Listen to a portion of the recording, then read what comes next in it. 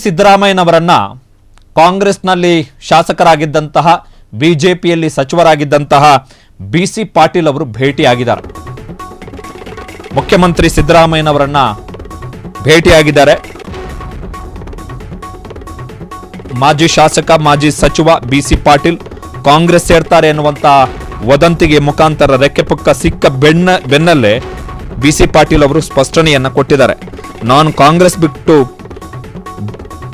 ಕಾಂಗ್ರೆಸ್ ಪಕ್ಷ ಬಿಟ್ಟು ಬಂದಿದ್ದೇನೆ, ಆದರೆ ನಾನು ದೇಶದ ಸಂಸ್ಕೃತಿಯನ್ನ ಯಾವತ್ತೂ ಕೂಡ ಬಿಟ್ಟಿಲ್ಲ.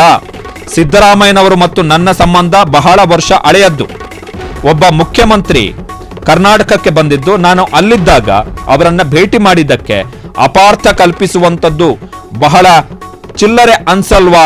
ಚಿಲ್ಲರೆ ಬುದ್ಧಿಯ ಜನ ಚಿಲ್ಲರೆ ವಿಚಾರ ಮಾಡ್ತಾರೆ ಅನ್ನೋದಕ್ಕೆ ಇದಕ್ಕಿಂತ ಬೇರೆ ಉದಾಹರಣೆ ಬೇಕಾ ಅಂತೇಳಿ ಮಾಜಿ ಶಾಸಕ ಬಿಸಿ ಪಾಟೀಲ್ ಅವರು ಪ್ರತಿಕ್ರಿಯೆಯನ್ನ ಕೊಟ್ಟಿದ್ದಾರೆ.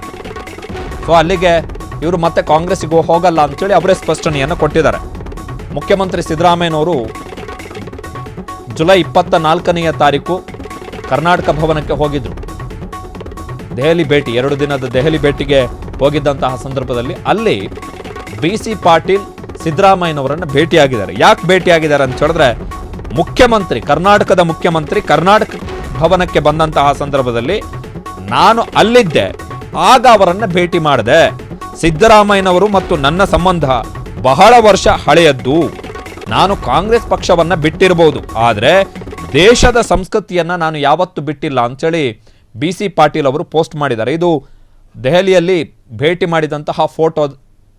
ಮುಖ್ಯಮಂತ್ರಿ ಸಿದ್ದರಾಮಯ್ಯ ಮತ್ತು ಬಿಸಿ ಪಾಟೀಲ್ ಅವರು,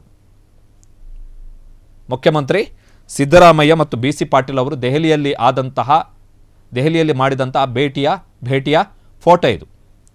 ಸೊ ಈ ಫೋಟೋವನ್ನೇ ಲಗತ್ತಿಸಿ ತಮ್ಮ ಸೋಷಿಯಲ್ ಮೀಡಿಯಾದಲ್ಲಿ ಸ್ಪಷ್ಟನೆಯನ್ನು ಕೊಟ್ಟಿದ್ದಾರೆ.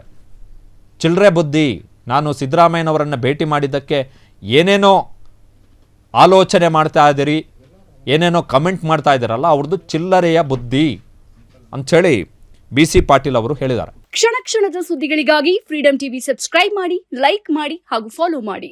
ಹೊಸ ಸುದ್ದಿಗಳ ನೋಟಿಫಿಕೇಶನ್ಗಾಗಿ ಬೆಲ್ ಐಕಾನ್ ಮೇಲೆ ಕ್ಲಿಕ್ ಮಾಡಿ.